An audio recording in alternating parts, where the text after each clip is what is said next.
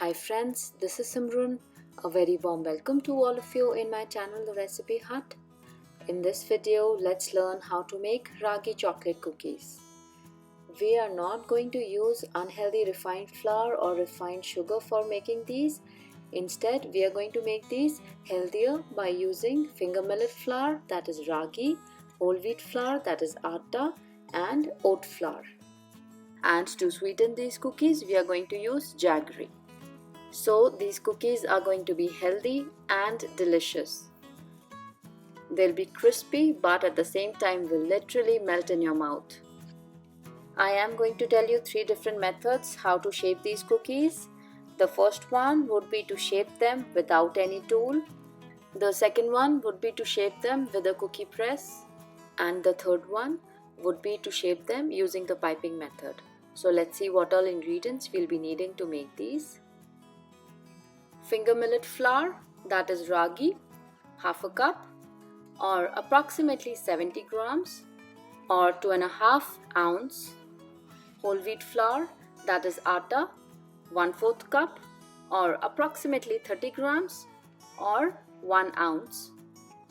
Oat flour, 1/4 cup or 17 grams or 0.6 ounce. To make this, take old-fashioned rolled oats or steel cut oats, put it in a blender and grind it to a fine powder. Grounded nuts, 1/4 cup, that is 25 grams or approximately 1 ounce. I have taken walnuts and almonds, but you can take any nut of your choice, or if you want you can completely skip this. Powdered jaggery, 1/3 cup, that is 45 grams or 1.6 ounce, but you can adjust the sweetness as per your preference. Clarified butter, that is desi ghee, 1/3 cup or 70 grams or 2.5 ounce. Cacao or cocoa powder, 2 tablespoons. Baking powder, half a teaspoon. And baking soda, 1/4 teaspoon. Milk, approximately 1/3 cup, but this quantity might slightly vary for you depending on the flour you use. We will start by dry roasting the ragi flour. Heat a heavy bottom skillet, add flour to it, and now we will roast this on a low to medium heat till the raw smell of ragi is gone. That might take approximately 3 to 5 minutes. It's been 5 minutes we've been roasting this, and the raw smell of ragi is also gone. Now we'll turn off the gas and keep it aside and let it cool completely. In a separate bowl, add ghee. Please make sure that the ghee should be at room temperature. It should neither be too runny nor too firm. To this, add jaggery. Now we need to whisk it very thoroughly till it becomes light in color and increases in volume. This creaming process is very important while making the cookies, because when we are creaming the ghee and jaggery together, we are aerating the dough, which creates tiny pockets of air that will puff up once we place the cookies in the oven. This process takes a little bit of time, but it's totally worth it. So I've been creaming it for some time, and now you can see that our mixture has become very nice, light and fluffy. We'll keep this aside, and now in a separate bowl we'll mix all the dry ingredients. Ragi flour, whole wheat flour, oat flour, grounded nuts, cacao powder, baking powder and baking soda, and now we need to whisk everything very well. Once it is well combined, we need to add the dry ingredients to the wet ones. Mix everything well.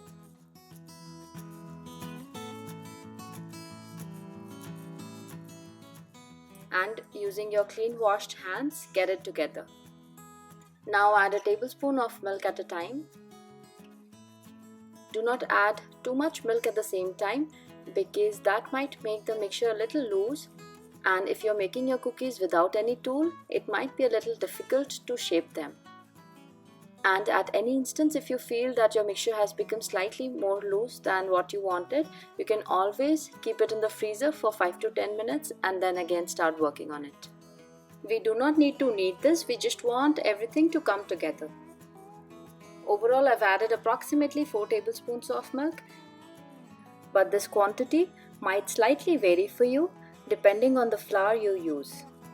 Our cookie dough is ready. Now I'm just dividing it into 3 parts. With this dough, we'll be making the cookies without any tool. The second one we'll be making with the cookie press.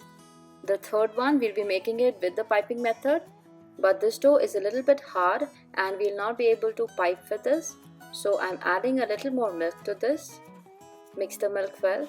And we need a soft dough for the piping method. Otherwise we'll not be able to pipe it properly. Let's keep the other 2 dough on the side.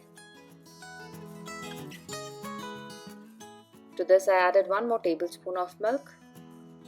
Total I've added 2 tablespoons of milk to this, and now we just need to mix it really well. So this is the consistency that our dough should have if you want to pipe it. Let's start making the cookies. Take approximately 1 tablespoon of the cookie dough, press it slightly, and now roll it into a flat disc. If at any point you feel that your dough is a little crumbly and there are a lot of cracks in it, you can always add a little bit of milk to it. We've shaped out our first cookie, so we will keep this aside, and similar manner we'll be shaping all the cookies. Once you've rolled all the cookies, press them gently, because if it is slightly thick, then the texture of the final cookies is gonna be soft and chewy. But if you like crispy cookies, then make sure you keep it a little thin. Now on these cookies you can add a little bit of chopped nuts on the top, or with the help of a butter knife you can make a design like this. Or if you want to make a star shape, then make a plus first and then make 2 cuts like this. So you can make any design of your choice. Another way to shape these cookies is by taking a rectangular piece of parchment paper.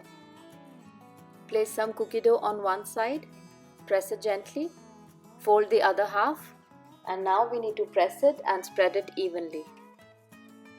I am giving the dough a rectangular shape and making sure that it is even from all the sides. Now with the help of a butter knife, I am trying to straighten the edges. After spreading the cookie dough nice and evenly, you can add some chopped nuts on the top. I am adding finely chopped almonds, but this step is completely optional. Fold the parchment paper over and press it once again so the almonds stick to the cookie dough. And now we will keep this in the freezer for 10 to 15 minutes or till the time it is nice and firm. Meanwhile, let's move to the second method of shaping the cookies, that is with the help of a cookie press. For the first shape of cookies, I am using a disc like this. You can basically make any design of your choice. And now we just need to place the disc inside the rim. Put the cookie dough inside.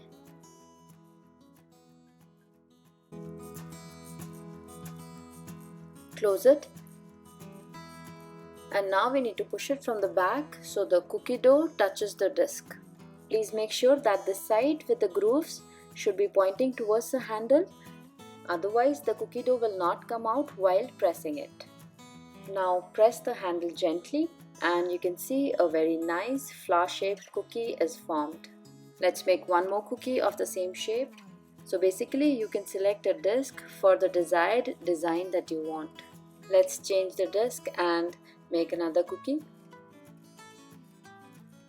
This is the second design, so you can make any design of your choice. Now very carefully place these cookies on a baking tray, and then we are going to put it in the freezer for 10 to 15 minutes.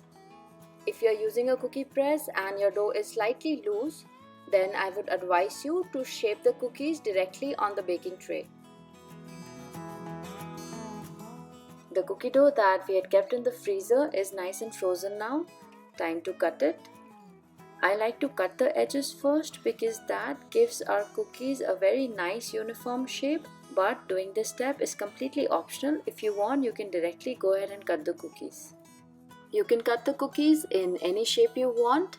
I'm going to cut it rectangular, so we'll be getting 4 cookies from this. Place them back in the baking tray, and once again we'll keep them in the freezer for a few more minutes. Meanwhile, Let's preheat our oven at 360 degrees Fahrenheit or 180 degrees Celsius. Let's move to the third method. For that, I've taken a piping bag and Wilton 1M star-shaped tip. Now cut the corner of the piping bag and we need to place the tip inside. Push it all the way through. And now place this piping bag inside the tall glass. And now we will fill this piping bag with the cookie dough. To this I am adding a little more milk just to make sure it is nice and soft and we are able to pipe it properly. And now transfer this into our piping bag.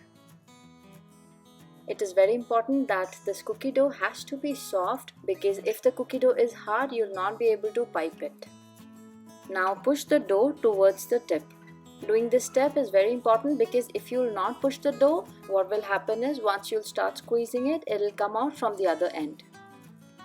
Fold the open end and now hold the piping bag and we will put pressure on this side.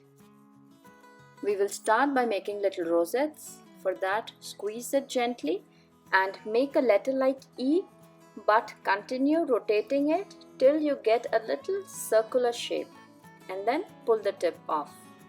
Let's make one more shape. One very important thing to keep in mind is that the pressure you are applying on it should be consistent. Once you've got the desired shape, you just need to press the little ends that are sticking out, because once you put this in the oven, they tend to burn. Now let's make another design. For that, I'm just holding the piping bag straight and squeezing it. So this is another flower design that you can make, and it's like a little bite-sized cookie that you get. For the third one, I am just holding the piping bag straight, squeeze it, take a break, squeeze it again, take a break, and then squeeze it. Push the rough edges back in, again making the same design. So you can shape your cookies in any design you want. But one very important thing to keep in mind is, right now for demonstration purpose, I'm showing you all the shapes, but when you're doing it, make sure that all the cookies are of the same size, because once you put them in the oven, you want all of them to bake at the same time. After shaping all the cookies, we'll transfer this tray also in the freezer for approximately 10 to 12 minutes. Our first batch of cookies are nice and chilled. Let's transfer them in a preheated oven at 360 degrees Fahrenheit or 180 degrees Celsius for approximately 10 to 12 minutes. It's been approximately 12 minutes. Our cookies have been baking. Time to take them out. So the cookies look baked, and if you'll see from the bottom also, you can see that it is well done.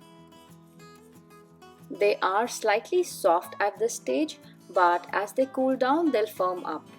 Transfer them on a cooling rack and let them cool completely. Meanwhile, let's transfer the second batch of cookies in the oven. Our second batch of cookies are also baked. Let's transfer them also in the cooling rack. This is the cookie we've made without any tool, and you can see it has come out so well. We made this cookie with the piping method, and this also has come out so good. This is the cookie that we made with the cookie press. They are so chocolatey with a hint of nuts and will literally melt in your mouth. Friends, give these healthy chocolate cookies a try. Make it for your kids. Enjoy it with some milk, and I'm sure they're gonna love it. Mine absolutely do.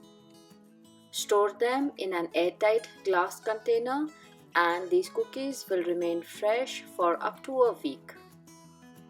Friends, give these healthy chocolate cookies a try and do let us know how it turned out for you. Hit the like button if you've liked this video, because if you do, YouTube will share this video more, and that really helps. Do not forget to subscribe and hit the bell icon so you get an update when I upload a new recipe. Thanks for watching.